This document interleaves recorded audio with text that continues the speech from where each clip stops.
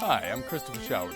In the next 60 seconds, let's make a push for greatness with this 5-push combo on the path of least resistance.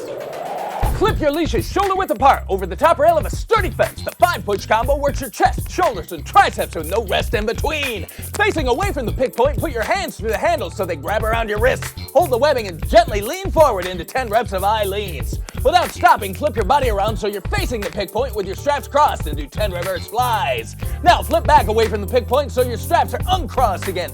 Put the handles in your palms with your thumbs out and do a set of 10 strapped flies. Immediately clasp your hands above your head and keep your elbows close to your ears for 10 strapped overhead extensions. We'll finally bring this combo home with 10 strapped push-ups. And if that's easy, you can go around that cycle again and again. Check your equipment before every workout. Have a training partner spot you and always leave the gym nicer than you found it. Bring your pecs, delts, and tris alive. See if you can survive a deep dive into the 5-push combo on the path of least resistance.